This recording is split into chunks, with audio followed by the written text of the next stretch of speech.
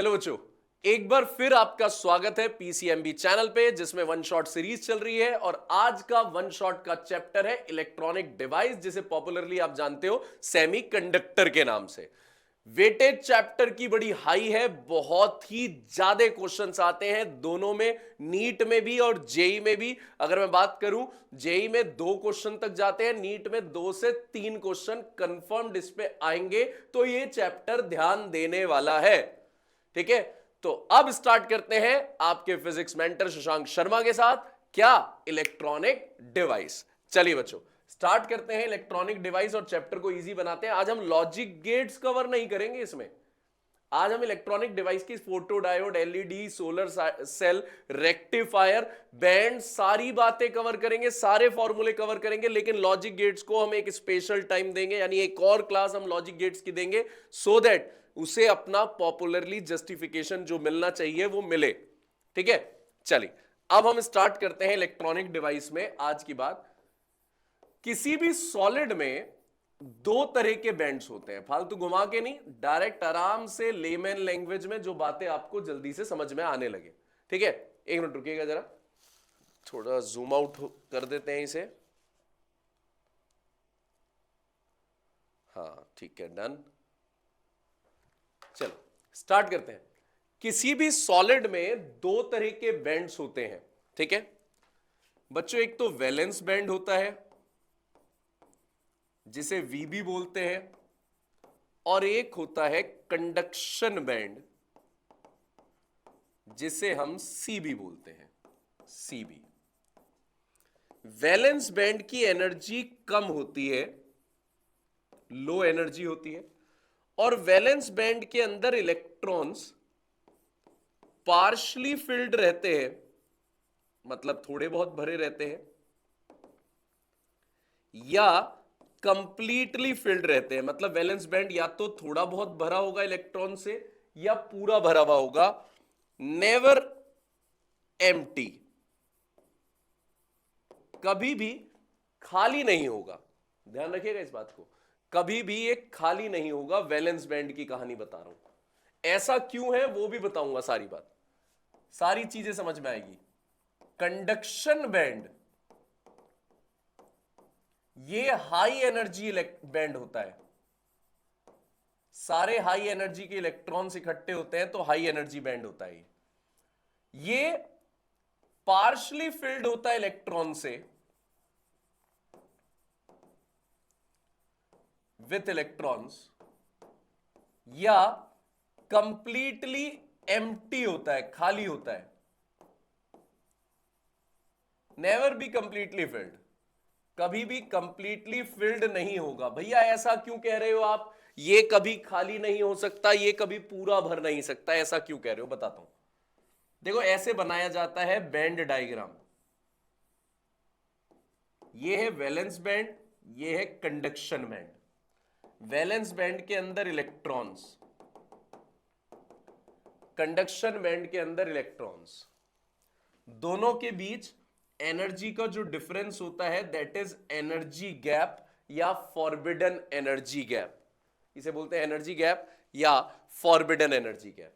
Valence band की energy मैंने कम बताई तभी नीचे बनाया है, कंडक्शन बैंड की एनर्जी ज्यादा बताई तभी ऊपर बनाया है।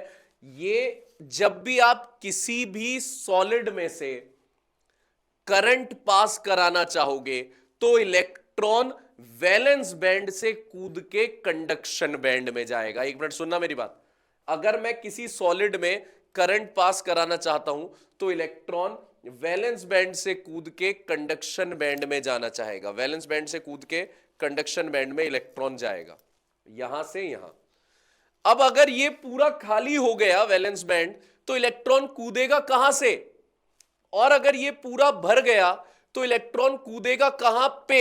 इसलिए मैं कह रहा था कि वैलेंस बैंड कभी खाली नहीं हो सकता पूरा, और कंडक्शन बैंड कभी पूरा भर नहीं सकता। That is what you have to remember, ये आपको ध्यान रखना पड़ेगा। क्योंकि अगर ये खाली हो गया तो इलेक्ट्रॉन कूदेगा कहां से, और अगर ये पूरा भर गया तो इलेक्ट्रॉन कूदेगा कहां पे। आपको इतनी सी बात ध्यान रखनी है, ठीक है बच्चों, ठीक है। तो ये तो जवाब मिल गया कि भैया ये कभी खाली नहीं हो सकता, ये कभी भर नहीं सकता, ये हमें समझ में आ गया। चलिए आगे की कहानी सुनते हैं, ध्यान दीजिएगा जरा। देखिए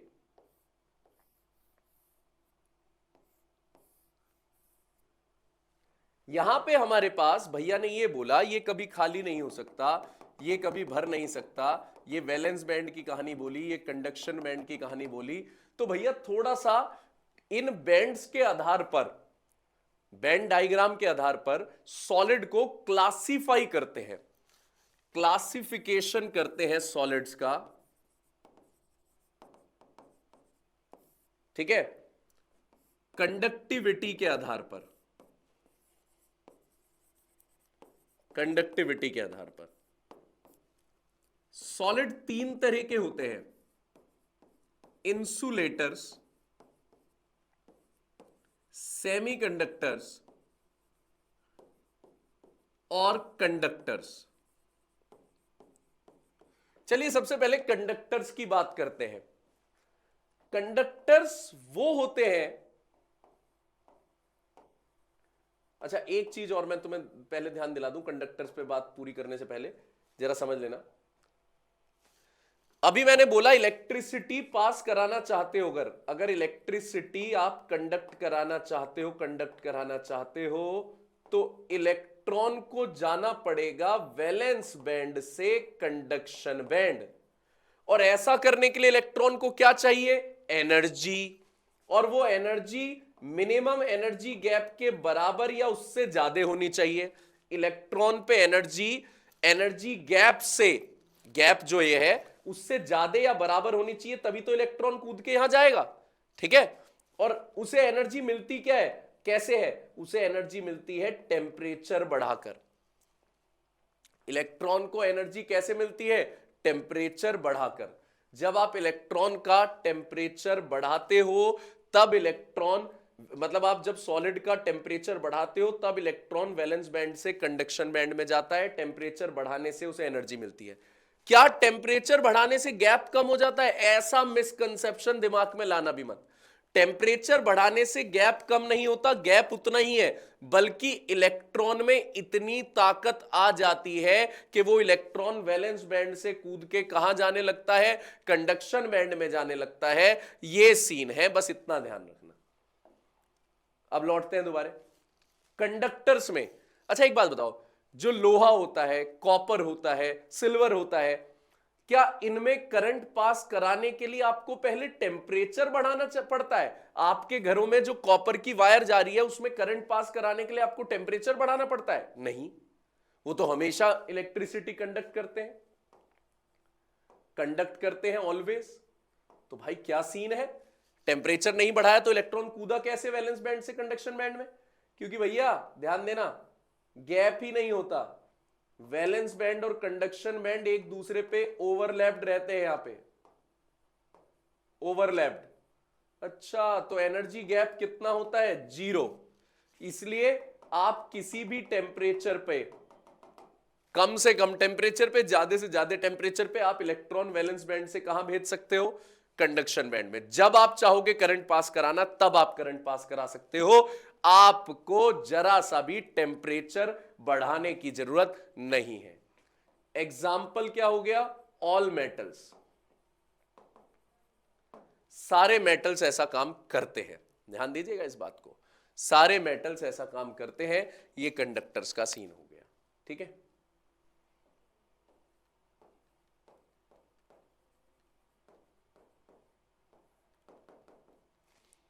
इंसुलेटर्स, भैया इंसुलेटर में आप कितना भी टेम्परेचर बढ़ा लो वो करंट पास नहीं करेंगे। अच्छा, कभी भी करंट पास नहीं करेंगे? नहीं, नेवर, नेवर। इसका मतलब भैया इसमें क्या सीन होता है? इसमें अच्छा ये मैं बता दूं, सारे मेटल्स हैं, मैं मरकरी की बात नहीं करता क्योंकि मरकरी लिक्विड स्टेट में होती है, ठीक है। तो मरकरी मेटल तो है, लेकिन मैं यहां पे सॉलिड्स की बात कर रहा हूं, सॉलिड, ठीक है। तो मैं बात कर रहा था यहां पे इंसुलेटर की। इंसुलेटर में गैप इतना ज्यादा होता है कि इलेक्ट्रॉन कभी भी वैलेंस बैंड से कंडक्शन बैंड में नहीं जा सकता, इसलिए कंडक्शन बैंड हमेशा एम्प्टी रहता है, खाली रहता है, और वैलेंस बैंड हमेशा कंप्लीटली फिल्ड रहता है। भैया ये एनर्जी गैप कितना होता है? भैया ये 3 इलेक्ट्रॉन वोल्ट से ज्यादा का गैप होता है। इतना ज्यादा गैप है कि अगर आपके मन में आ भी गया कि भाई मैं टेम्परेचर बढ़ा बढ़ा के इलेक्ट्रॉन को कुदवा दूंगा, तो ऐसा कभी भी नहीं होगा। वो सॉलिड जल जाएगा, लेकिन कभी भी इलेक्ट्रॉन पे इतनी ताकत नहीं आएगी कि वो एनर्जी गैप कूद के कंडक्शन बैंड में पहुंच जाए। इंसुलेटर की ये कहानी होती है। आप जानते हो प्लास्टिक है, रबड़ है, वुड है, ये सब इंसुलेटर के एग्जाम्पल हो जाएंगे। ठीक है, ये इंसुलेटर की कहानी है। अब बात करते हैं सेमीकंडक्टर। नाम में ही लिखा हुआ है सेमीकंडक्टर, मतलब ये तो हो गया आधा कंडक्टर। इसका मतलब अगर टेम्परेचर कम है तो ये इंसुलेटर की तरह बिहेव करेगा, और टेम्परेचर आप बढ़ा दोगे तो इलेक्ट्रॉन्स कूदने लगेंगे, ये कंडक्टर की तरह बिहेव करेगा।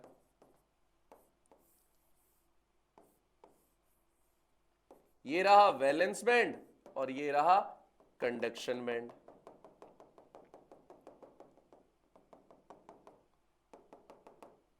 तो गैप है तो, लेकिन गैप इतना ज्यादा नहीं है कि इलेक्ट्रॉन कूद ना पाए। कितना है जी गैप? गैप है 0.7 से 1.1 इलेक्ट्रॉन वोल्ट तक। 0.7 से 1.1 इलेक्ट्रॉन वोल्ट तक गैप रहता है। एग्जाम्पल इसमें होता है सिलिकॉन और जर्मेनियम। एग्जाम्पल होता है सिलिकॉन और जर्मेनियम। सिलिकॉन का एनर्जी गैप होता है 1.1 इलेक्ट्रॉन वोल्ट, जर्मेनियम का एनर्जी गैप होता है 0.7 इलेक्ट्रॉन वोल्ट। ठीक है, यानी सेमीकंडक्टर पे दोनों फीचर्स है कि अगर टेम्परेचर कम हुआ तो इलेक्ट्रॉन नहीं कूदेगा, यानी वो इंसुलेटर की तरह बिहेव करेगा, और अगर आप टेम्परेचर बढ़ा दोगे तो इलेक्ट्रॉन कूदने लगेगा वैलेंस बैंड से कंडक्शन बैंड, यानी वो किसकी तरह बिहेव करेगा? कंडक्टर की तरह बिहेव करेगा। चलिए, सेमीकंडक्टर में क्लासिफिकेशन करते हैं। सेमीकंडक्टर के क्या क्या पार्ट्स हैं वो समझते हैं। बच्चों, सेमीकंडक्टर दो तरह का होता है, ध्यान से सुनना, इंट्रिंसिक और एक्सट्रिंसिक। और एक्सट्रिंसिक फिर से दो तरह का होता है, पी टाइप और एन टाइप। अरे भैया, एन टाइप। भैया क्या ड्रामा है ये इंट्रिंसिक एक्सट्रिंसिक? सुनो, इंट्रिंसिक होता है बच्चों प्योर। प्योर मतलब जैसा नेचर ने दिया हमने वैसा ही यूज कर लिया, तो वो इंट्रिंसिक है, उसमें कोई मिलावट नहीं करी। इसमें जितने इलेक्ट्रॉन्स की डेंसिटी होती है उतनी ही होल्स की, मतलब जितने इलेक्ट्रॉन्स होते हैं उतने होल्स होते हैं। Number density of electrons, number density of holes. Hole समझते हो ना? इलेक्ट्रॉन जहां से खड़े होके चला गया तो वहां पे जो खाली जगह बन गई उसे होल्स बोलते हैं। यहां इलेक्ट्रॉन बैठा था, इलेक्ट्रॉन इधर चला गया तो यहां खाली जगह बन जाएगी जिसे हम होल बोलते हैं, होल बोलते हैं। तो सेमीकंडक्टर में करंट फ्लो कराने के लिए दोनों ही काम करते हैं, इलेक्ट्रॉन्स भी और होल्स भी, मतलब दोनों ही काम करते हैं सेमीकंडक्टर में। तो इंट्रिंसिक सेमीकंडक्टर होता है प्योर सेमीकंडक्टर, इसमें NeNH बराबर रहते हैं, जिसे हम Ni बोलते हैं। Ni मतलब number of intrinsic carriers, number of intrinsic carriers बोलते हैं इसे। दोनों कैरियर है ना, करंट ले जाने वाले दोनों है, इलेक्ट्रॉन और होल्स, और ये सेमीकंडक्टर इंट्रिंसिक है इसलिए Ni बोल दिया इसे। आ जाओ यार, इसकी प्रॉपर्टीज अच्छी नहीं होती भाई। जैसे कंडक्टिविटी कम होती है, रेजिस्टिविटी ज्यादा होती है, एनर्जी गैप भी ज्यादा होता है। मतलब इतना मजे वाला प्योर सेमीकंडक्टर नहीं है। है जरूर ये प्योर, लेकिन मजा नहीं आता। इसको बढ़िया बनाने के लिए हम इसमें मिलावट करते हैं, यानी इसे एक्सट्रिंसिक सेमीकंडक्टर बनाते हैं। प्योर सेमीकंडक्टर में आप इंप्योरिटी एटम मिला दो, इंप्योरिटी एटम, आपके पास एक्सट्रिंसिक सेमीकंडक्टर आ जाएगा। और इंप्योरिटी एटम को बोलते हैं, जो आपने मिलावट करी है उसे बोलते हैं डोपेंट। और इस मिलाने की प्रोसेस को, इंप्योरिटी मिलाने की प्रोसेस को बोलते हैं डोपिंग। डोपिंग, मिलावट करने की प्रोसेस इज डोपिंग, और मिलावटी एटम इज डोपेंट। डोपेंट। लेकिन आपको बढ़िया रिजल्ट मिलेगा। अब प्रॉपर्टीज पहले से ज्यादा अच्छी हो गई है, जैसे कि कंडक्टिविटी पहले से ज्यादा हो गई है, रेजिस्टिविटी पहले से कम हो गई है, एनर्जी गैप पहले से कम हो गया है। गैप, अच्छा भैया टेम्परेचर बढ़ाने से गैप पे कोई फर्क नहीं पड़ा, लेकिन डॉपिंग करने से गैप पे फर्क पड़ा। मैं बिल्कुल यही कह रहा हूं, डॉपिंग करने से गैप पे फर्क पड़ा है, डॉपिंग करने से गैप कम हो गया है। जैसे ये वही वाली बात हो गई, प्योर अच्छा नहीं मिला, इम्प्योर अच्छा मिला। कैसे? जैसे आपने दाल उबाली, दाल प्योर थी, लेकिन जब खाया तो टेस्ट नहीं आया। जब उसमें हमने देसी घी का तड़का लगाया, टमाटर प्याज का तड़का लगाया, नमक मिर्च मिलाई, तब वो टेस्टी हो गई। यानी वो आपके पास दाल फ्राई हो गई, उसकी प्रॉपर्टीज इंप्रूव हो गई, वो एक्सट्रिंसिक सेमीकंडक्टर हो गई। ठीक है? यानी प्योर सेमीकंडक्टर बढ़िया नहीं था, एक्सट्रिंसिक सेमीकंडक्टर बढ़िया है, उसकी कंडक्टिविटी ज्यादा है, रेजिस्टिविटी कम है, एनर्जी गैप कम है। ठीक है, वो बेटर है। लेकिन एक्सट्रिंसिक आपकी मिलावट पे डिपेंड करता है कि आपने मिलावट कैसी की है, उस हिसाब से पी टाइप बनेगा या एन टाइप बनेगा। बताता हूं कैसे। अगर आपने पी टाइप की बात करूं मैं, अगर आपने प्योर सेमीकंडक्टर में 13th ग्रुप की मिलावट करी है, मतलब ट्राईवेलेंट मिलावट करी है, जिसमें 3 इलेक्ट्रॉन्स होते हैं, 3 electrons, trivalent. Example aluminium, indium, boron, ये सब आपने मिलाया है, अगर 13th ग्रुप मिलाया है, तो आपको जो सेमीकंडक्टर मिलेगा वो पी टाइप होगा, यानी उसमें होल्स ज्यादा होंगे, होल्स। क्योंकि प्योर सेमीकंडक्टर होता है टेट्रावेलेंट।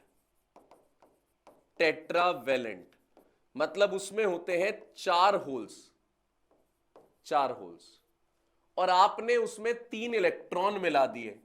तो भैया 4 होल्स पे 3 इलेक्ट्रॉन मिला दिए तो नंबर ऑफ होल्स ही तो ज्यादा हुए, तो होल्स की डेंसिटी ज्यादा हो जाती है। तो यहां होल्स मेजॉरिटी कैरियर्स हो जाते हैं, कैरियर। होल्स को एक्सेप्टर भी बोलते हैं। होल्स मतलब खाली जगह ना, और खाली जगह क्या कर सकती है? एक्सेप्ट। डोनर्स इलेक्ट्रॉन्स वो कम हो जाते हैं, यानी वो माइनॉरिटी कैरियर्स हो जाते हैं, माइनॉरिटी कैरियर्स।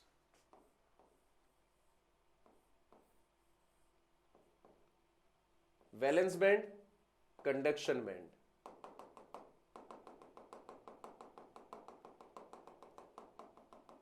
ठीक है, अब आपको बनाना था यहां पे पी टाइप बनाना था, तो पी टाइप के लिए आपने 13th ग्रुप की मिलावट करी। 13th ग्रुप होते ही होल्स ज्यादा हो गए, होल्स मतलब एक्सेप्टर लेयर, तो यहां पे एक्सेप्टर लेयर आप बनाओगे किसके पास? वैलेंस बैंड के पास, क्योंकि वैलेंस बैंड ही तो इलेक्ट्रॉन देता है, और एक्सेप्टर लेयर को क्या चाहिए? इलेक्ट्रॉन्स। वैलेंस बैंड इलेक्ट्रॉन्स देता है और एक्सेप्टर लेयर को चाहिए ही क्या? इलेक्ट्रॉन्स। इसलिए आप एक्सेप्टर लेयर किसके पास बनाओगे? वैलेंस बैंड के पास, भूलिएगा मत।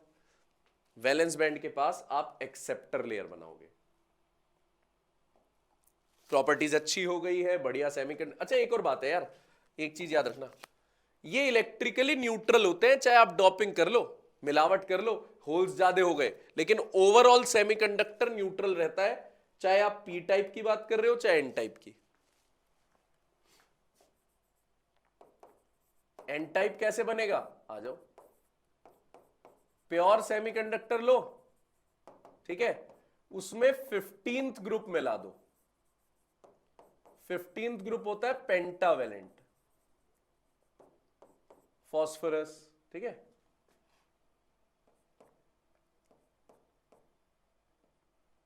आर्सेनिक, फॉस्फोरस, ये सब मिला दो 15 ग्रुप, तो एन टाइप बन जाएगा, यानी इलेक्ट्रॉन्स ज्यादा हो जाएंगे होल से। ऐसा क्यों? अभी मैंने बताया प्योर सेमीकंडक्टर होता है टेट्रावेलेंट, यानी उस पे 4 होल्स हैं, और आपने क्या मिला दिया? आपने उसमें मिला दिया 15th ग्रुप जिसमें 5 इलेक्ट्रॉन्स थे। तो 4 होल्स 5 इलेक्ट्रॉन, तो कौन ज्यादा हो गए? इलेक्ट्रॉन्स। इलेक्ट्रॉन्स, यानी यहां मेजॉरिटी में कौन है? इलेक्ट्रॉन्स, यानी डोनर्स मेजॉरिटी में है, और होल्स यानी एक्सेप्टर्स माइनॉरिटी में है। ये माइनॉरिटी में। देखिए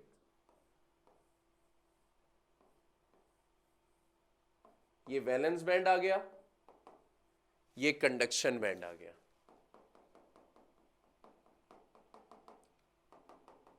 कौन ज्यादा है? डोनर्स।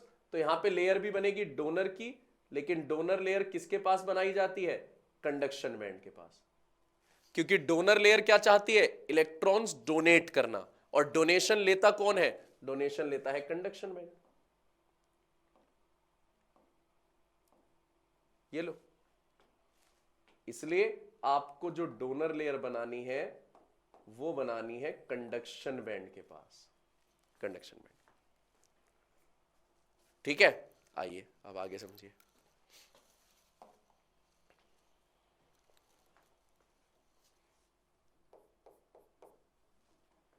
ठीक है, ये हमारे पास था पी टाइप और एन टाइप सेमीकंडक्टर की कहानी। ध्यान सुने, पी टाइप और एन टाइप सेमीकंडक्टर की कहानी ये थी। अब आओ आगे। मैंने आपको बता दिया इलेक्ट्रॉन्स और होल्स में कौन मेजॉरिटी में होती है, इसे कभी मत भूलना। कंडक्टिविटी सेमीकंडक्टर की कंडक्टिविटी दोनों की वजह से बनती है, इलेक्ट्रॉन्स और होल्स दोनों की वजह से। दोनों कैरियर होते हैं इसमें। ओम्स लॉ से मैं करंट को लिख सकता हूं V by R, Ohm's law से। और I का फॉर्मूला मैंने आपको करंट इलेक्ट्रिसिटी चैप्टर में सिखाया था, नावेद, नावेद NEAVD, ऐसे NHEAVH, EA कॉमन आ गया, NEVE plus NHVH, V by R. R की जगह मैं लिख सकता हूं rho L upon A, R की जगह रो L बाय ए से ए कट गया। वोल्टेज अपॉन लेंथ को लिख सकता हूं electric field, electric field, electric field denominator में लेकर जा रहा हूं इन दोनों के। देखते रहना, इलेक्ट्रिक फील्ड डिनोमिनेटर में ले आया मैं। 1 अपॉन रेजिस्टिविटी ही तो कंडक्टिविटी होती है, 1 अपॉन रेजिस्टिविटी ही कंडक्टिविटी होती है। और drift velocity upon electric field को मोबिलिटी बोलते हैं। तो आ गया NE, drift velocity upon electric field को mobility, NH, drift velocity upon electric field को मोबिलिटी। तो ये भी याद रखना, ये कंडक्टिविटी का एक्सप्रेशन है आपके पास। कंडक्टिविटी इस तरीके से आपके पास होती है, आपको ये वर्जन भी याद रखना है। चलिए आगे बताता हूं।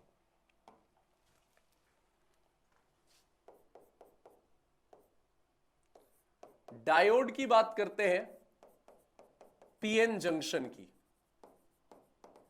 डायोड और पीएन जंक्शन एक ही बात है, ध्यान से सुनना सारी बात।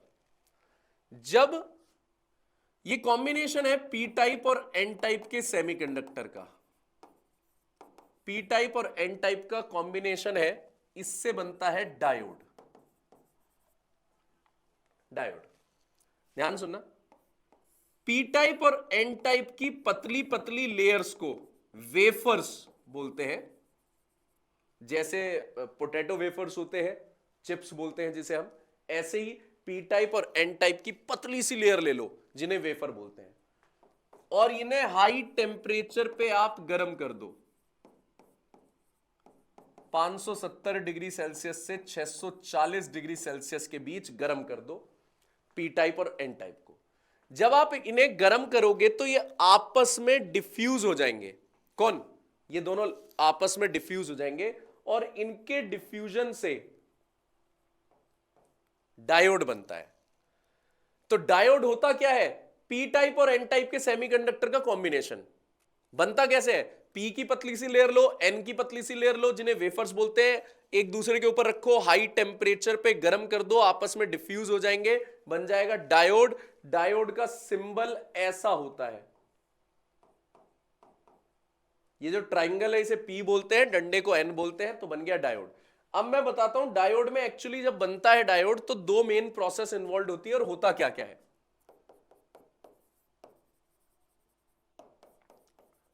To main process in formation of diode.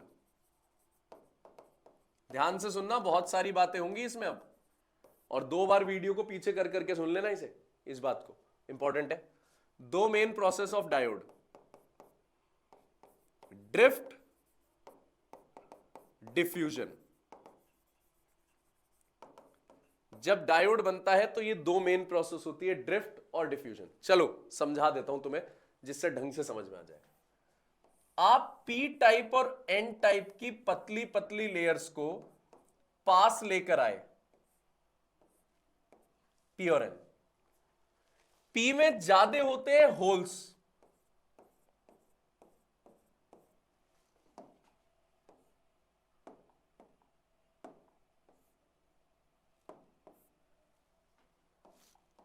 देखना, पी में ज्यादा होते हैं होल्स और इलेक्ट्रॉन्स कम होते हैं,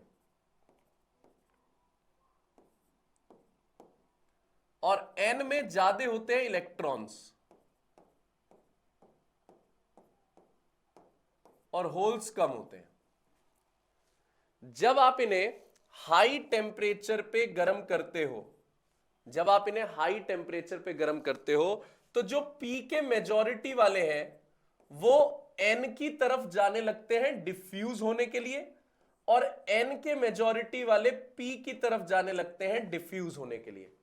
जो मेजॉरिटी है वो एक दूसरे की तरफ जाने लगते हैं डिफ्यूज होने के लिए, जिससे बनता है डिफ्यूजन करंट। मेजॉरिटी वालों की वजह से बनता है क्या? Diffusion current. तो जो पी के मेजॉरिटी है वो एन की तरफ जाने लगते हैं, एन के मेजॉरिटी पी की तरफ जाने लगते हैं डिफ्यूज होने के लिए। भाई जब मेजॉरिटी वाले चले गए तो पीछे कौन छूट गए? माइनॉरिटी। वो माइनॉरिटी जंक्शन पे इकट्ठी होने लगती है, जंक्शन मतलब बॉर्डर। ये माइनॉरिटी, पी की माइनॉरिटी कौन है? इलेक्ट्रॉन, तो वो यहां इकट्ठे होने लगे। और एन के माइनॉरिटी वाले कौन है? होल्स, तो वो जंक्शन पे इकट्ठे होने लगे। तो इन माइनॉरिटी वालों ने अपनी एक अलग लेयर बना दी जिसे हम बोलते हैं डिप्लीशन लेयर।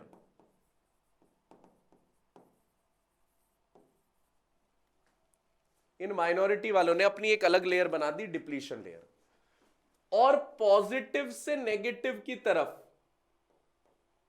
इलेक्ट्रिक फील्ड जाने लगेगी। उस इलेक्ट्रिक फील्ड को हम बोलते हैं जंक्शन फील्ड। मैं रिपीट करूंगा, घबराना मत कि भैया बड़ी सारी टेक्निकल बातें हो रही हैं, बिल्कुल दिमाग में बैठ जाएगा, ये मेरी रिस्पॉन्सिबिलिटी है। नेगेटिव, ये तो एक तरीके से नेगेटिव हो गए सारे, और ये सारे पॉजिटिव, तो एक काल्पनिक बैटरी बन गई, फिक्टिशियस बैटरी।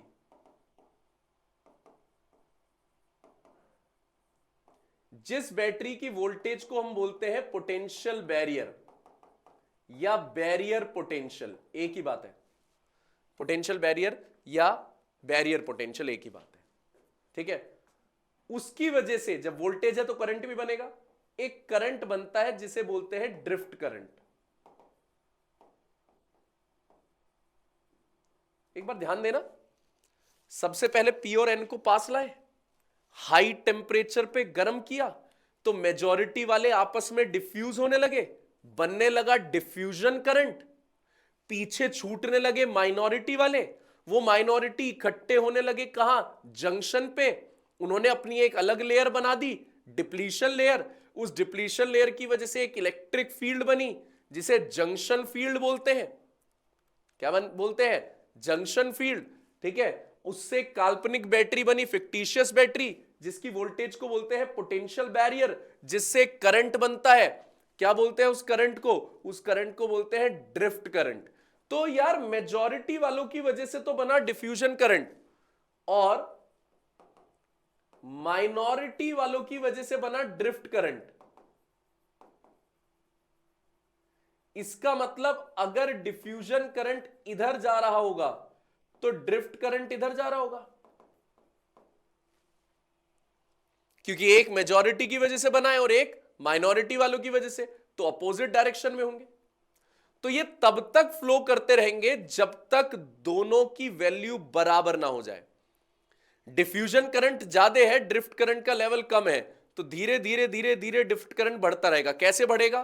क्योंकि अभी और डिफ्यूज होंगे। अगर ये मेजॉरिटी वाले और डिफ्यूज होंगे तो ये पीछे और छोड़ेंगे किन्हें? माइनॉरिटी को।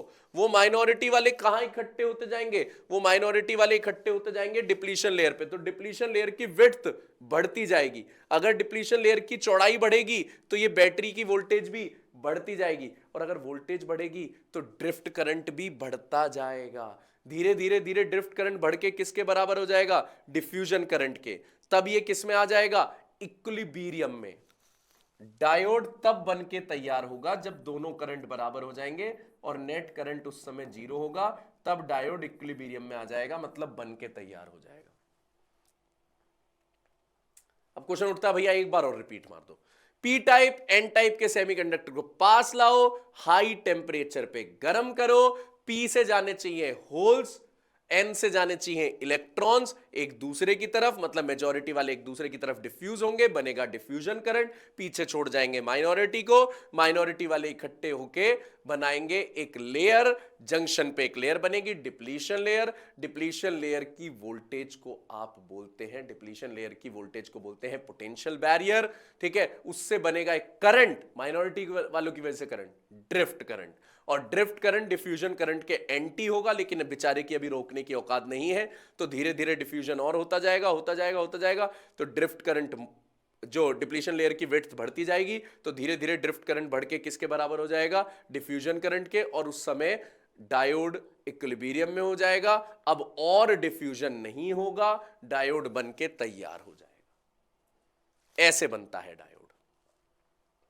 आई होप बात समझ में आ गई होगी। डिफ्यूजन और ड्रिफ्ट नहीं आई हो तो 2 बार पीछे करके जरूर चला लेना, इसे इंपॉर्टेंट है। ठीक है, बाइसिंग ऑफ डायोड। अब डायोड को मैं एक्सटर्नल बैटरी से कनेक्ट कर रहा हूं,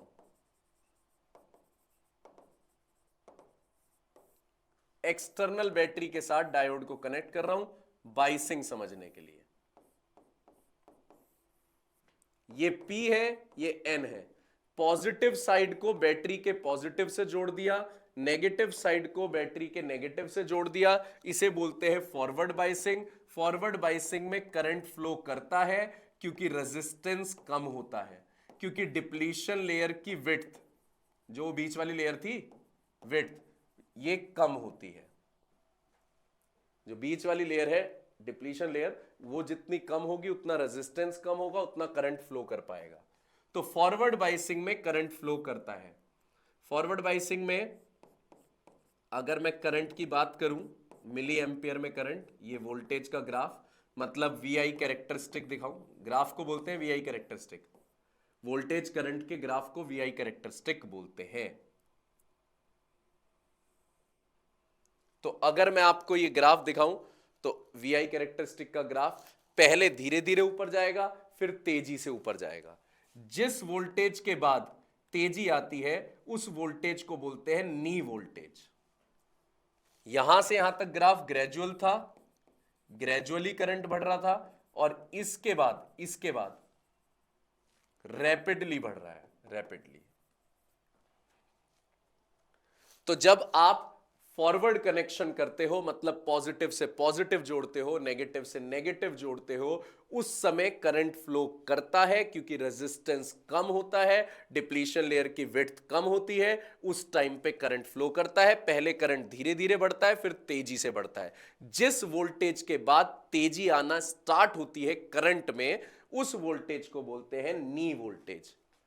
नी, घुटना।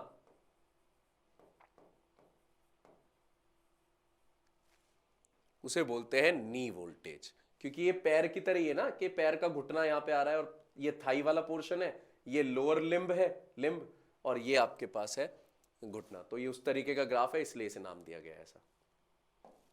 रिवर्स बाइसिंग में करंट फ्लो ही नहीं कर पाता।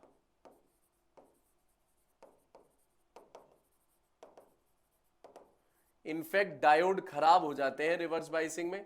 एक ही डायोड ऐसा है जो रिवर्स बाइसिंग पे भी काम करता है, जीनर डायोड।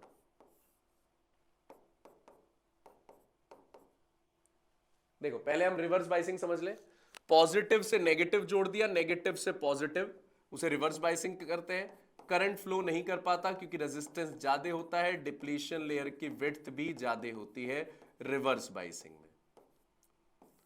उल्टे कनेक्शन है, इसलिए करंट और वोल्टेज का ग्राफ भी थर्ड क्वाड्रेंट में बनेगा, दोनों नेगेटिव, थर्ड क्वाड्रेंट में।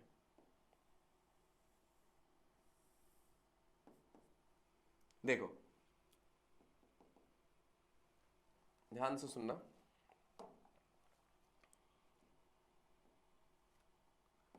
Break down voltage. पहले तो इतनी कम वोल्टेज होती है, ना के बराबर वोल्टेज करंट होता है, पहले ना के बराबर करंट, फिर एकदम से करंट इंफिनिटी चला जाता है, तो डायोड तब भी काम नहीं कर पाता। यानी पहले तो इतना कम करंट था कि डायोड काम नहीं कर पा रहा था, और फिर बढ़ा तो एकदम से इतना बढ़ गया कि कहां चला गया, इंफिनिटी चला गया, तब भी करंट काम नहीं कर पा रहा। यानी वही वाली बात हो गई, पहले तो इतना कम खाना दिया कि भूख से मार दिया, फिर इतना दिया कि पेट फाड़ दिया। पहले तो इतना कम खाना दिया कि भूख से मार दिया, मतलब इतना कम करंट था कि डायोड चल ही नहीं पा रहा था। फिर इतना ज्यादा करंट दिया कि पेट फाड़ दिया, मतलब कि डायोड खराब हो गया इतना ज्यादा करंट में। ठीक है, तो इतना ज्यादा करंट भी नहीं देना आपको, रिवर्स बाइसिंग का सीन बैठ जाएगा। ये बात क्लियर है? ठीक है, तो रिवर्स बाइसिंग में इस वोल्टेज को बोलते हैं ब्रेक डाउन वोल्टेज।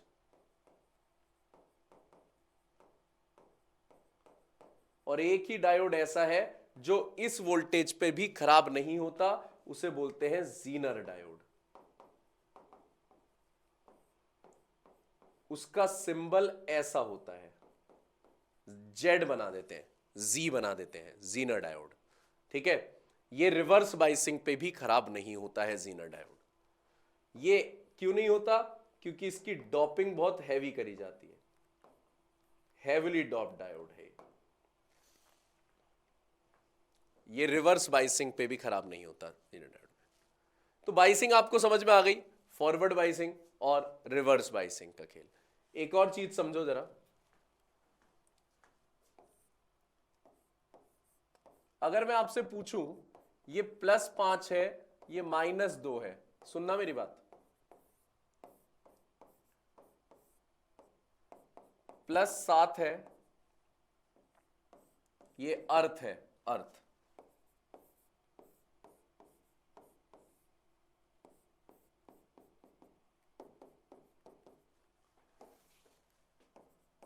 बस 1 मिनट रुकना, जरा मैं बना लूं, फिर आपको बताता हूं क्या बोलना चाह रहा था मैं।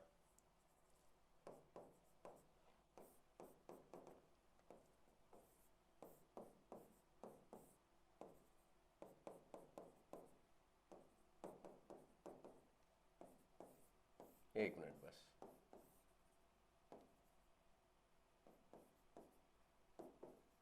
इधर देखो जरा, अगर मैं आपसे पूछूं ये कैसे बायस्ड है, तो ये तो साफ दिख रहा है, पॉजिटिव से पॉजिटिव जुड़ रहा है, नेगेटिव से नेगेटिव जुड़ रहा है, तो ये तो ऑब्वियसली फॉरवर्ड बायस्ड है। ये पॉजिटिव है, अर्थ है, अर्थ का मतलब 0, तो दोनों में से ज्यादा पॉजिटिव कौन है? 7, ऑफ कोर्स 7, तो मैं इसे पॉजिटिव मानूंगा। तो अब देखो डायोड का पॉजिटिव से पॉजिटिव जुड़ रहा है, यानी फॉरवर्ड बायस्ड। ठीक है, अब इन दोनों में से ये तो 0 हो गया, 0 और +7 में से ज्यादा पॉजिटिव कौन है? +7। तो 7 से कौन जुड़ रहा है? प्लस, मतलब पॉजिटिव से कौन जुड़ रहा है? नेगेटिव। ये क्या आ गया? Reverse biased. इधर देखो, -9 0, तो 0 और -9 में ज्यादा पॉजिटिव कौन है? 0 मतलब -9 क्या है? नेगेटिव। नेगेटिव, तो नेगेटिव से कौन जुड़ रहा है? पॉजिटिव। तो कौन सा बायस्ड हो गया? नेगेटिव से पॉजिटिव जुड़ रहा है, तो रिवर्स बायस्ड हो गया। +12 +5, दोनों में से ज्यादा पॉजिटिव कौन है? 12, तो पॉजिटिव से पॉजिटिव जुड़ रहा है, फॉरवर्ड बायस्ड। -2 -9, ज्यादा नेगेटिव कौन है? -9, तो नेगेटिव से नेगेटिव जुड़ रहा है, हो गया फॉरवर्ड बायस्ड। Forward biased. तो मैंने यहां पे ये दिखाने की कोशिश करी कौन किससे जुड़ रहा है। ठीक है, तो अब देखते हैं रेक्टिफायर।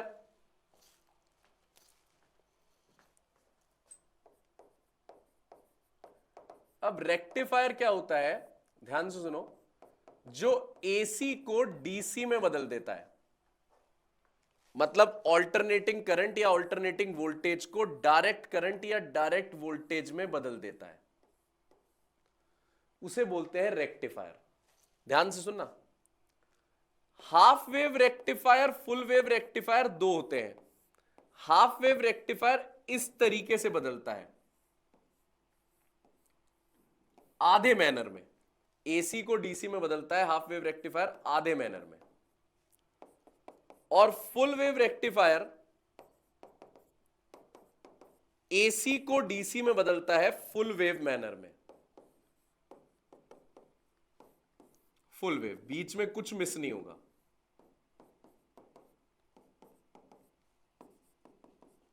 ठीक है, यहां जो हमारे पास बात करूं अगर मैं फ्रीक्वेंसी की, तो हाफ वेव में एसी मतलब इनपुट और आउटपुट दोनों की फ्रीक्वेंसी सेम होती है। इनपुट एसी की और आउटपुट डीसी की फ्रीक्वेंसी सेम होती है। और फुल वेव में आपको डबल फ्रीक्वेंसी मिलती है, मतलब जो आउटपुट मिला है आपको डीसी का, वो ट्वाइस है इनपुट एसी के फुल वेव रेक्टिफायर में। ये रेक्टिफायर का सीन चलता है आपके पास यहां पे, हाफ वेव और फुल वेव रेक्टिफायर। चलिए आगे चलते हैं। रेक्टिफायर का प्रिंसिपल क्या होता है?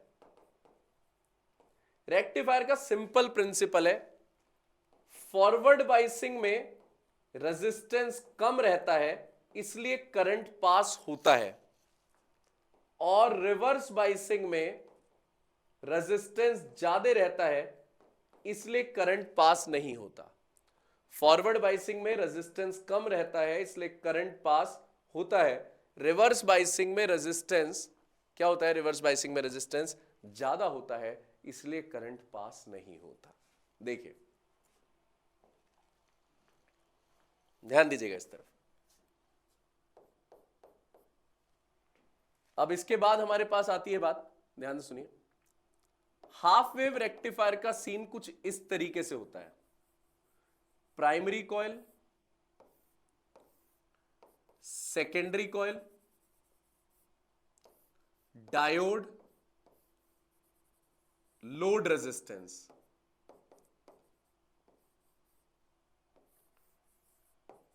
ये वो लोड रेजिस्टेंस है जिस पे हम पहुंचाना चाहते हैं डीसी। तो हमने जब एसी दिया, ध्यान देना इस तरफ, पूरा समझ में आएगा पूरा ढंग से, हाफ वेव समझा रहा हूं। जब आपने एसी दिया, ये एसी, इसकी पॉजिटिव साइकिल जब आपने दी पहले हाफ को, तो सीधी सी बात है एक एंड पॉजिटिव होगा, एक एंड क्या होगा? नेगेटिव। भाई कॉइल का एक एंड नेगेटिव होगा, एक एंड पॉजिटिव होगा। नेगेटिव की वजह से सामने वाली कॉइल पे पॉजिटिव आ जाएगा, म्यूचुअल इंडक्शन। पॉजिटिव की वजह से सामने वाली कॉइल पे नेगेटिव आ जाएगा, म्यूचुअल इंडक्शन। म्यूचुअल, नेगेटिव से पॉजिटिव, पॉजिटिव से नेगेटिव। अब पॉजिटिव से कौन कनेक्ट है? P side. और नेगेटिव से कौन कनेक्ट है, एन साइड, पॉजिटिव से पी साइड, एन नेगेटिव से एन साइड, तो ये तो फॉरवर्ड बायस्ड हो गया, और फॉरवर्ड बायस्ड में तो करंट मिलेगा, ये मिल गया करंट। ठीक है, अब आपने जो सप्लाई दी थी वो पॉजिटिव से नेगेटिव में एंटर कर गई, नेगेटिव में, यानी सारे साइंस चेंज हो गए, सारे साइन चेंज हो गए। पॉजिटिव की वजह से नेगेटिव होगा इंड्यूस, म्यूचुअल इंडक्शन, नेगेटिव की वजह से पॉजिटिव इंड्यूस होगा, म्यूचुअल इंडक्शन। नेगेटिव से अब कौन कनेक्ट है भैया, पॉजिटिव, नेगेटिव से पॉजिटिव यानी रिवर्स बायस्ड, रिवर्स बायस्ड में तो करंट नहीं मिलता, अभी पीछे बताया था करंट नहीं मिलेगा। अब फिर साइकिल चेंज हो गई, देखो फिर पॉजिटिव हो गया, साइकिल चेंज, यानी साइकिल चेंज हुई, ये फिर फॉरवर्ड बायस्ड हो गया, फिर करंट मिला, फिर साइकिल चेंज हुई, फिर ये रिवर्स बायस्ड होगा, फिर करंट नहीं मिलेगा। तो आपको इस तरीके से डीसी मिलता रहेगा, एक एक चीज छोड़ के आपको डीसी मिलता रहेगा। और वहीं अगर मैं बात करूं फुल वेव रेक्टिफायर की, तो ध्यान देना, फुल वेव रेक्टिफायर में आपको हमेशा ही डीसी मिलता है। अब क्वेश्चन उठता है भैया फुल वेव में ऐसा क्या होता है कि हमें हमेशा ही डीसी मिलता है, ब्लैंक नहीं आते। यहां एक डायोड था, यहां दो डायोड होते हैं, लोड रेजिस्टेंस, ये लगा दी मैंने इनपुट एसी सप्लाई, देखते रहिएगा, P N diode D1, P N diode D2। पहली साइकिल एक एंड पॉजिटिव होगा और एक एंड नेगेटिव, नेगेटिव की वजह से म्यूचुअल इंडक्शन की वजह से पॉजिटिव, पॉजिटिव की वजह से नेगेटिव। अब ये पॉजिटिव से कैसा कनेक्ट है, पॉजिटिव फॉरवर्ड बायस्ड, नेगेटिव से पॉजिटिव रिवर्स बायस्ड। भाई तू तो फॉरवर्ड बायस्ड है ना, तो तू करंट दे, तू रिवर्स दे, तू मत दे अभी करंट, तू तो दे भाई करंट, करंट मिल गया। अब साइकिल चेंज हो गई, साइकिल चेंज यानी साइंस चेंज हो जाएंगे सारे, पॉजिटिव की वजह से नेगेटिव, नेगेटिव की वजह से पॉजिटिव, म्यूचुअल इंडक्शन, पॉजिटिव की वजह से नेगेटिव, नेगेटिव की वजह से पॉजिटिव, म्यूचुअल इंडक्शन। अब नेगेटिव से क्या कनेक्ट है, पी साइड, नेगेटिव से क्या कनेक्ट है, पी साइड, पॉजिटिव से क्या कनेक्ट है, पी साइड। तो भाई ये तो रिवर्स बायस्ड हो गया, ये क्या हो गया, फॉरवर्ड बायस्ड। तो हमें फॉरवर्ड बायस्ड का तो करंट मिलेगा, हमें तो फॉरवर्ड बायस्ड का करंट मिल गया। तो ऐसे हमें करंट मिलता ही रहेगा। हमने दो डायोड लगा रखे हैं, ठीक है, एट अ टाइम एक डायोड फॉरवर्ड बायस्ड रहेगा ही रहेगा, तो हमें पूरी साइकिल मिलेगी, पूरी, कुछ मिस नहीं होगी बीच में। ठीक है, अब सुनिए रिपल फैक्टर क्या होता है। रिपल फैक्टर होता है आपने इनपुट कितना दिया, इनपुट एसी, और आपको आउटपुट कितना मिला, आउटपुट डीसी। आपको आउटपुट ज्यादा किस में मिला, हाफ वेव में, फुल वेव में, हाँ सही बोल रहे हो, फुल वेव में। अगर फुल वेव में आउटपुट ज्यादा मिला है तो फुल वेव का रिपल फैक्टर कम होगा, भाई ये इनवर्सली है ना, तो आउटपुट ज्यादा मिलेगा तो रिपल फैक्टर क्या होगा, कम। तो फुल वेव का रिपल फैक्टर होता है 0.47 और हाफ वेव का रिपल फैक्टर होता है 1.21, ज्यादा होता है इसका रिपल फैक्टर। ठीक है बच्चों, और रिपल फैक्टर जरा ध्यान से सुनिएगा, रिपल फैक्टर यूनिटलेस होता है, यूनिटलेस, इसकी कोई यूनिट नहीं होती रिपल फैक्टर की, ये बात आपको ध्यान रखनी है। ठीक है, क्योंकि ऊपर भी करंट है नीचे भी करंट है, तो ये यूनिटलेस होता है रेक्टिफायर का। अच्छा एक और चीज सुनिए, फॉरवर्ड बायसिंग में रेजिस्टेंस जो होता है डायोड का, उसे बोलते हैं डायनामिक रेजिस्टेंस।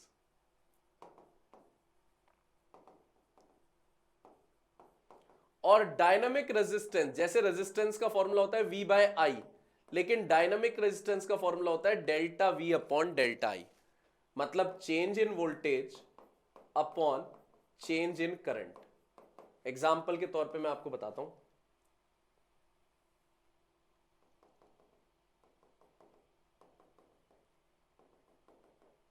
आपने इस तरफ करंट लिखा था और इस तरफ वोल्टेज। सपोज करो यहां वोल्टेज है 0.6 वोल्ट, यहां है 0.7 वोल्ट, यहां करंट है 7 एम्पियर और यहां हो गया 10 एम्पियर, नहीं यहां 7 है यहां 10 हो गया मिली एम्पियर। तो डायनेमिक रेजिस्टेंस कैसे निकालोगे? Dynamic resistance V2 minus V1, 0.7 minus 0.6, और 0.7 के कॉरस्पॉन्डिंग करंट कितना है 10,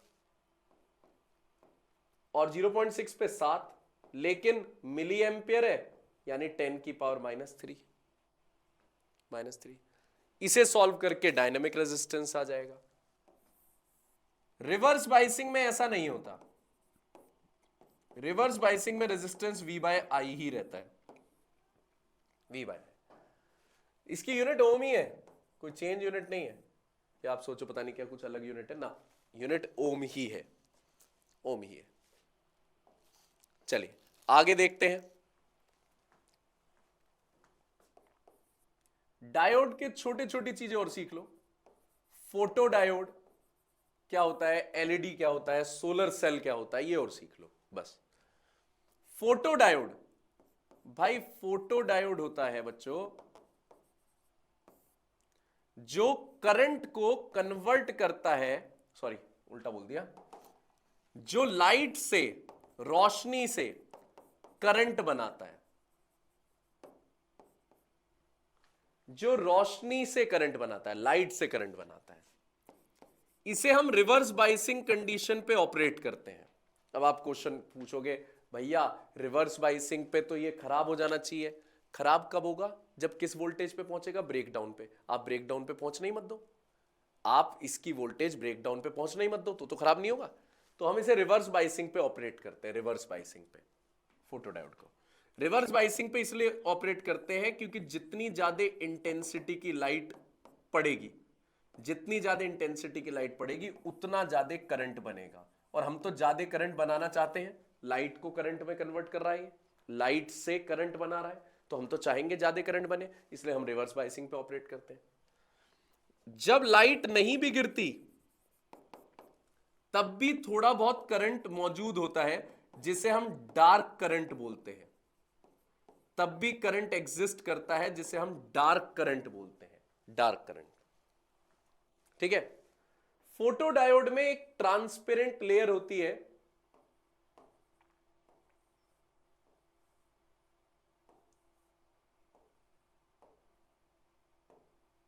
देखो पॉजिटिव से नेगेटिव जोड़ दिया, नेगेटिव से पॉजिटिव, रिवर्स बाइसिंग के लिए। ठीक है। जब इस पे लाइट गिरती है, तो लाइट जब गिरती है तो उसकी वजह से इलेक्ट्रॉन और होल के पेयर्स बनने लगते हैं, इलेक्ट्रॉन और होल मूव करने लगते हैं, और जिनकी वजह से इलेक्ट्रॉन होल के क्या बनने लगते हैं? पेयर्स। और उन इलेक्ट्रॉन होल के पेयर्स की वजह से ही करंट बनता है जिसे हम बोलते हैं रिवर्स करंट। ठीक है। इलेक्ट्रॉन होल के पेयर्स की वजह से ही करंट बनता है जिसे हम रिवर्स करंट के नाम से जानते हैं। ठीक है बच्चों। ठीक है। अभी क्या बोल रहा था मैं, देखो जितनी ज्यादा इंटेंसिटी की लाइट गिरोगे उतना ज्यादा देखो करंट बढ़ता जाएगा, करंट बढ़ता जाएगा। और जब आपने लाइट नहीं भी गिरी तब भी अगर करंट है तो उस वाले को बोलते हैं डार्क करंट, डार्क करंट। तो जितनी ज्यादा इंटेंसिटी की लाइट गिर रहे हैं उतना करंट बढ़ता जा रहा है, मतलब I3 ज्यादा है, फिर I2, फिर I1, ये है। तो फोटो डायोड का अगर कोई सिंबल बोले तो सिंबल ऐसे बनाना, डायोड का सिंबल ये होता है, इसे गोला कर देना और इसमें लाइट गिरती हुई दिखा देना, लाइट गिर रही है इस पे। तो फोटो डायोड क्या करता है? लाइट से करंट बनाता है। फोटो डायोड में जितनी ज्यादा इंटेंसिटी की लाइट गिरेगी उतना ज्यादा करंट बनेगा, जितनी ज्यादा इंटेंसिटी की लाइट गिरेगी उतना ज्यादा करंट बनेगा। ठीक है। जब लाइट नहीं भी गिरती तब भी करंट बनता है जिसे बोलते हैं डार्क करंट। होता क्या है, जब लाइट गिरती है तो उस लाइट की जो एनर्जी है वो एनर्जी गैप से ज्यादा होनी चाहिए, लाइट की एनर्जी गैप से ज्यादा होनी चाहिए। तो उससे होता क्या है, इलेक्ट्रॉन और होल के पेयर्स बनने लगते हैं और करंट बनने लगता है, रिवर्स करंट नाम देते हैं हम उसे। ठीक है, और रिवर्स बाइसिंग पे क्यों ऑपरेट करते हैं मैंने बता दिया कि जितनी ज्यादा इंटेंसिटी की लाइट गिरेगी उतना ज्यादा करंट बनेगा। लाइट एमिटिंग डायोड,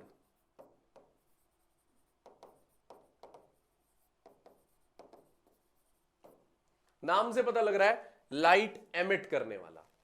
तो ये डायोड ऐसा है जो इलेक्ट्रिसिटी की मदद से लाइट बनाता है, मतलब इसमें हम इलेक्ट्रिसिटी देंगे फिर लाइट बनेगी। ठीक है, इसका सिंबल आप ऐसे बनाओगे, डायोड बना दिया और कहां निकलते हुए दिखा दो, बाहर।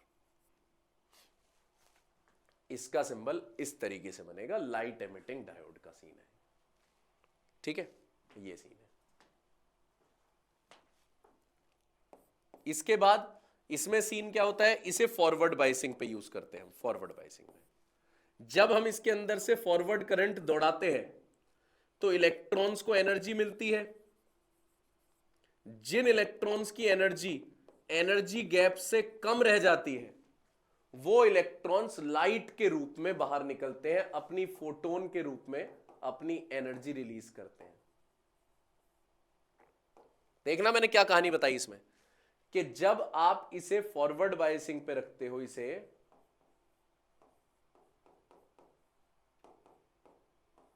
और जब इसके अंदर फॉरवर्ड करंट दौड़ता है तो उसकी वजह से इलेक्ट्रॉन्स को एनर्जी मिलती है। जिन इलेक्ट्रॉन्स की एनर्जी गैप से कम एनर्जी हो, वो इलेक्ट्रॉन्स अपनी एनर्जी रिलीज करते हैं इन फॉर्म ऑफ फोटोन्स, और वही आपको नजर आती है एलईडी लाइट्स में। जो आपको लाइट नजर आ रही है ना, वो इलेक्ट्रॉन कमजोर इलेक्ट्रॉन की एनर्जी है, जिनको एनर्जी कम मिली है, वही रोशनी मिल रही है आपको। ठीक है, अब आपने एलईडी देखी है ग्रीन कलर की, रेड कलर की, ब्लू कलर की एलईडी बहुत देखी है आपने। वो डिपेंड करता है कि आपने कौन कौन से सेमीकंडक्टर का कॉम्बिनेशन लिया है। Gallium arsenide, gallium phosphide, gallium arsenide phosphide, आपने कौन से सेमीकंडक्टर का कॉम्बिनेशन लिया है, उसकी मदद से कलरफुल लाइट्स आपको मिलती है। ठीक है, तो आपको मैंने बता दिया कि फोटो एलईडी में आपको फॉरवर्ड बाइसिंग पे रखना है, हेविली डॉपिंग करनी है।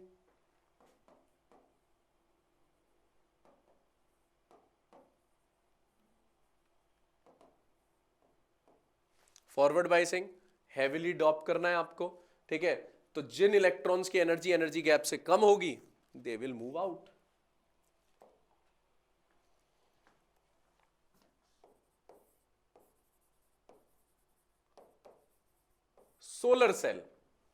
सोलर सेल सनलाइट को बदलता है इलेक्ट्रिसिटी में।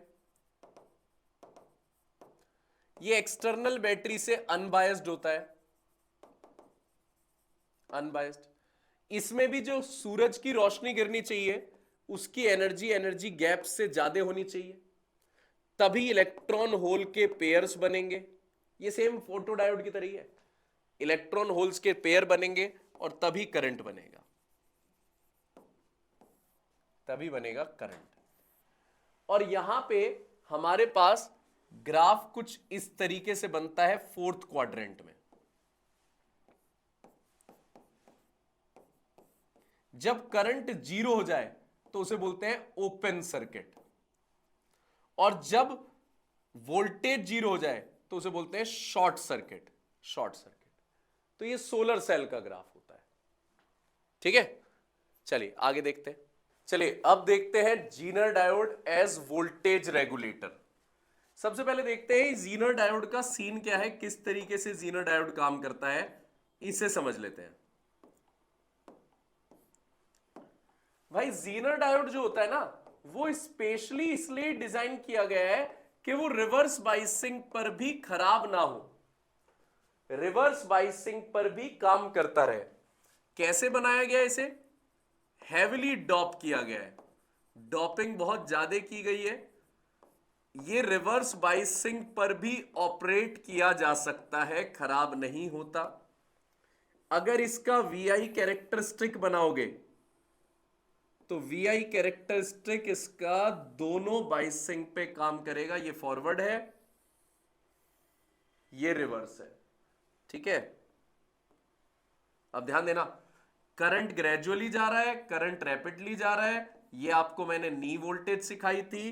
करंट इस तरफ मिली एम्पियर में है और नीचे वाले में करंट माइक्रो एम्पियर में है, और ये पहले ब्रेकडाउन वोल्टेज बोलते थे, यहां पे जीनर वोल्टेज बोल रहे हैं क्योंकि यहां ये ब्रेकडाउन नहीं करता, खराब नहीं होता, तो इसको नाम मैंने दे दिया जीनर वोल्टेज।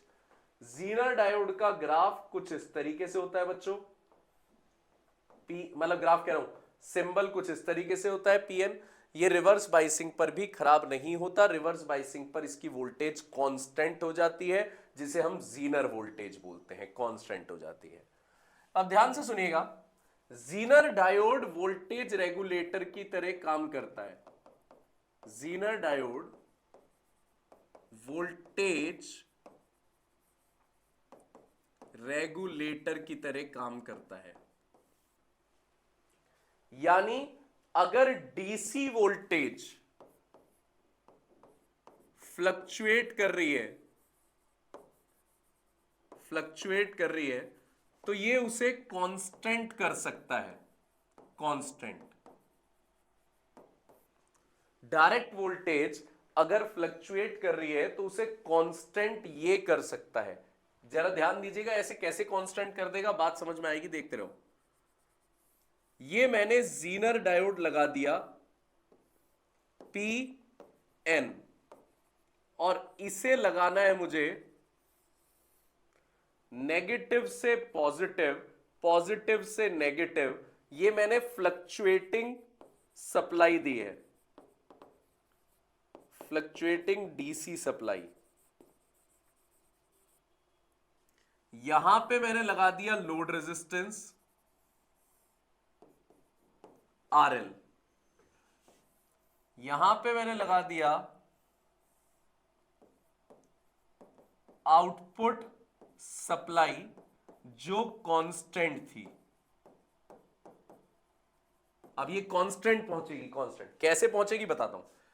ये मैंने इसे रिवर्स बाइसिंग पे लगा दिया, रिवर्स, और अभी मैंने आपको बताया था कि रिवर्स बाइसिंग पे जीनर डायोड की वोल्टेज कांस्टेंट हो जाती है, वोल्टेज कांस्टेंट हो जाती है कब, जिसे बोलते हैं हम जीनर वोल्टेज, यानी कुछ देर बाद इसकी वोल्टेज कांस्टेंट हो जाएगी। और अगर इसकी वोल्टेज कांस्टेंट है तो इसके पैरेलल में आप जिसे भी लगाओगे उसे कैसी सप्लाई मिलेगी, कांस्टेंट, क्योंकि पैरेलल में वोल्टेज क्या होती है, सेम। तो अगर इसकी वोल्टेज कांस्टेंट है मेरे बच्चों, तो पैरेलल में जो भी होगा उन सबकी वोल्टेज कांस्टेंट होगी। बिल्कुल सिंपल चीज बताइए, मैंने नहीं बताया ज्यादा अटरम शटरम, मैंने आपको डायरेक्ट चीज क्या बताई है कि इसकी वोल्टेज अगर V2 है तो इसकी भी V2 होगी और इसकी भी V2 होगी, और जीनर डायोड की वोल्टेज तो कांस्टेंट ही हो जाती है, तो यानी सबकी वोल्टेज हो गई constant. As simple as that. अब इस पे जो न्यूमेरिकल आता है, मैं आपको ऑलरेडी इंस्टाग्राम की रील पे भी ट्रिक सिखा चुका हूं, और अब मैं दिखा देता हूं। अगर आप इंस्टाग्राम पे फॉलो नहीं करते हो ना, कर लो, रोज एक ट्रिक डालता हूं रोज, और कौन से क्वेश्चन डालता हूं, PYQ आए हुए डालता हूं, उसे भी फॉलो कर लो।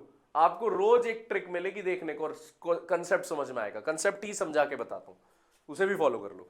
देखो, मतलब फायदे की चीज है, बाकी तुम्हारी मर्जी, जो मर्जी करो। देखो, यहां से करंट जा रहा है आई, इसे मैं आई नेट बोल देता हूं। ये नेट करंट इन दोनों में बट गया, I1 I2, यानी मैं यहां लिख सकता हूं कि नेट करंट जो है वो I1 और I2 में बट गया। इतना याद रखना एक तो। दूसरी चीज, आपके पास नेट वोल्टेज V नेट थी, ठीक है, उसमें से जीनर डायोड की पूरी टीम पैरेलल है, तो इन सब पे कितनी वोल्टेज गई, V2। तो इसका मतलब R पे कितनी वोल्टेज गई होगी, R पे वोल्टेज जाती है V net minus V2। R के हिस्से में कितनी वोल्टेज आती है, V नेट माइनस V2। बस अगर आपने ये मेरी बातें याद रख ली कि इन सब की वोल्टेज सेम होती है, V2 V2 V2, तो इसके हिस्से में कितनी आती है, net voltage minus V2। Net current इधर जा रहा है जो दोनों में बढ़ जाता है। अगर आपने मेरी ये दो बातें याद रख ली, ठीक है, तो आपका काम बन जाएगा। मतलब R के हिस्से में वोल्टेज आ रही है V नेट माइनस V2। और मैं 2025 का एक क्वेश्चन भी लाया हूं इस पे आया हुआ, तो आपको प्रॉपरली समझ में आ जाएगा, प्रॉपरली। बस ये zero diode end voltage regulator है। अच्छा, एक और चीज सुन लेना यार, अगर कोई आइडियल डायोड है तो बस ये याद रखना, फॉरवर्ड बाइसिंग में आइडियल डायोड का रेजिस्टेंस 0 लेना है और रिवर्स बाइसिंग में आइडियल डायोड का रेजिस्टेंस इंफिनिटी लेना है। बस इतना याद रखना, बस इतनी सी बात। चलिए, अब मैं आपको सेमीकंडक्टर के वन शॉट हो गया है लॉजिक गेट्स के अलावा। लॉजिक गेट्स की एक स्पेशल वीडियो आएगी क्योंकि वो हर साल आता है। अगली वीडियो लॉजिक गेट की बना दूंगा, ठीक है। तो अब जरा क्वेश्चंस दिखाता हूं मैं आपको, ठीक है। 2021 का क्वेश्चन उठा लिया पहले हमने, जेई 2021 का question. By doping silicon semiconductor with pentavalent material. अच्छा, पेंटावेलेंट से मिलावट करी है, द इलेक्ट्रॉन डेंसिटी इंक्रीजेस। बिल्कुल सही बात है, नंबर ऑफ इलेक्ट्रॉन बढ़ जाते हैं जब आप पेंटावेलेंट मिलाते हो। बिल्कुल सही है, statement one is true, statement one is true. The N type semiconductor has net negative charge. कह रहा है एन टाइप पे नेगेटिव चार्ज होता है, गलत। वो तो इलेक्ट्रिकली न्यूट्रल होता है। चाहे मैंने आपको बताया था एन टाइप सेमीकंडक्टर इलेक्ट्रिकली क्या होता है, न्यूट्रल, ठीक है। नेट चार्ज नहीं होता, नेट, ठीक है। तो statement two is false, statement one is true, statement two is false. ये मैंने बता दिया था आपको कि P type N type semiconductor पे कोई ओवरऑल चार्ज नहीं होता, इलेक्ट्रिकली न्यूट्रल होते हैं। 2023 आ जाओ जरा। इंट्रिंसिक सेमीकंडक्टर, भाई इंट्रिंसिक सेमीकंडक्टर, पहले तो आप एन टाइप पी टाइप बता लो, ये आपको जल्दी पता है। मैंने आपको सिखाया था एन टाइप सेमीकंडक्टर में कौन ज्यादा होते हैं, इलेक्ट्रॉन्स, और इलेक्ट्रॉन्स को बोलते हैं डोनर। तो डोनर की लेयर किसके पास होती है, डोनर की लेयर मैंने आपको सिखाया था कंडक्शन बैंड के पास होती है। यानी एन टाइप सेमीकंडक्टर में जो फर्मी लेवल है वो कंडक्शन बैंड के पास है। तो बी का तो आ गया थर्ड, और पी टाइप में मैंने सिखाया था वैलेंस बैंड के पास है, तो सी का आ गया फर्स्ट, बी का थर्ड आ गया और सी का क्या आ गया, फर्स्ट। और इंट्रिंसिक सेमीकंडक्टर मतलब प्योर जो सेमीकंडक्टर होता है उसमें जो लेयर होती है ना वैलेंस बैंड के पास होती है ना कंडक्शन, बीच में होती है। यानी इंट्रिंसिक में फर्मी लेवल मिडल पे आ गया, तो डी का ये फोर्थ ही बच गया। तो देखो जरा, ए का सेकंड इन दो में है, यानी ये दो तो गए, इन दो में है। बी का थर्ड इसमें है, ये गया, तो बस अपना तो ये आ गया थर्ड आंसर, ठीक है। चलिए नेक्स्ट क्वेश्चन पे चलते हैं। 2023 का ये था, 2024 अच्छा क्वेश्चन है, ये अच्छा क्वेश्चन है। एक्चुअली ये क्वेश्चन मैंने डुअल नेचर वाले फॉर्मूले पे भेज दिया। Acceptor level of P type semiconductor is इतना, the maximum wavelength of light which can hole would be, ठीक है, can create a hole would be. अरे भाई सिंपल बात बोल रहा है, एनर्जी दे दी आपको 6 इलेक्ट्रॉन वोल्ट और वेवलेंथ पूछ रहा है और सारे ऑप्शन नैनोमीटर में है। तो भैया ने ट्रिक सिखाई थी 1242 अपॉन वेवलेंथ, और डायरेक्ट नैनोमीटर में निकलती है। लैम्डा इधर ले जाओ, एनर्जी इधर, 1242 अपॉन एनर्जी, ठीक है। तो 1242 एनर्जी कितनी है अपने पास, 6, तो 6 दूनी 12, 0, 7 छिंग 42, 207 नैनोमीटर आ गया आंसर, 207। नेक्स्ट क्वेश्चन 2021 का, देखते हैं क्या क्वेश्चन है। In semiconductor number density of intrinsic carrier at 27 degree Celsius is ये। भाई Ni दे रखा है, इंट्रिंसिक कैरियर की डेंसिटी दे रखी है Ni। If the semiconductor is doped with impurity atom, hole density increases to this. NH दे रखा है 4.5 इंटू 10 की पावर 22। द इलेक्ट्रॉन डेंसिटी, अरे Ni पूछा है, सिंपल क्या ट्रिक सिखाई थी, Ni square is equals to Ne NH। Ni आपके पास आ गया 1.5, दो बार लिख दूं 1.5 और 16 16 32। Ne निकालना है, NH 4.5 इंटू 10 की पावर 22। ये लो भैया, 15 तिया 45, 3 से इसे काटो 1.5, 15 को 0.5 आ गया, 32 से 22 कटेगा तो यहां 10 बच गया, 0.5 इंटू 10 की पावर 10 बच गया, लेकिन 10 की पावर 9 दे रखा है, तो 5 इंटू 10 की पावर 9। तो आंसर आ गया हमारा 5। 2021 का क्वेश्चन। इस चैप्टर में इजी, आप इजीली परफॉर्म कर सकते। क्या आ गया भाई? ये 2013 का क्वेश्चन डाला हुआ है। एलईडी। अच्छा, एलईडी का ग्राफ सिखाया था आपको। एलईडी का ग्राफ इस तरीके से सिखाया था। डार्क करंट इसी वीडियो में सिखाया है, ठीक है। ये डार्क करंट और ये क्या बढ़ती जा रही है? इंटेंसिटी। तो करंट बढ़ता जा रहा है। तो ऐसा ग्राफ कौन सा है? इस तरफ मैं बना रहा था करंट को और इस तरफ वोल्टेज को, ठीक है। तो ऐसा ग्राफ रिजेंबलेंस में हमारे पास कौन सा आ रहा है, उसे देख लीजिए जरा कि कौन सा ग्राफ बैठ रहा है। सबसे यही बैठ रहा है, ये रहा, ये बैठ रहा, ठीक है। रिजेंबलेंस में सबसे ज्यादा पॉपुलर ये जो आ रहा है वो ये ग्राफ आ रहा है, ठीक है। 2019 जीना डायोड, वही चीज जो बता रहा था। क्या क्वेश्चन है लेकिन देख तो लो। करंट थ्रू जीना डायोड, इसका करंट बताना है, इस वाले का। टोटल वोल्टेज 120 है, ठीक है। इसकी वोल्टेज 50 वोल्ट है तो इसकी भी होगी 50 वोल्ट। 120 वोल्ट टोटल है, इनकी 50 आ गई तो इसकी 70 वोल्ट होगी। इसका करंट आ जाएगा इस वाले का voltage upon resistance 70 upon 5 kilo ohm. Kilo का मतलब 10 की पावर 3 माइनस 3 ऊपर आ जाएगा। तो मेरे पास आ गया 14 होता है ना, 14 पंजे 70, तो 14 मिली एम्पियर आ गया इस पे, इसका करंट। अच्छा, ये 50 वोल्ट है तो इसका भी मेरे पास पता लग जाएगा। इसका करंट क्या आ जाएगा? Voltage upon resistance 10 kilo ohm. तो किलो का ये ऊपर आ गया, 5 मिली एम्पियर ये आ गया। अब आप बच्चों समझदार हो, मैंने क्या किया, 50 वोल्ट इसकी वोल्टेज थी तो पैरेलल में इसकी भी वोल्टेज 50 रहेगी। टोटल 120 थी, टोटल 120 थी, 50 ये खा गए तो इसके हिस्से में 70 आई। इनका करंट निकाल लिया वोल्टेज अपॉन रेजिस्टेंस है, इसका भी करंट निकाल लिया वोल्टेज अपॉन रेजिस्टेंस है। अब इन दोनों का करंट पता है तो यही करंट तो आगे दो टुकड़ों में बट जाता है। टोटल कितना है? 14, इसमें कितना गया? 5, तो बचा हुआ इसमें जाएगा।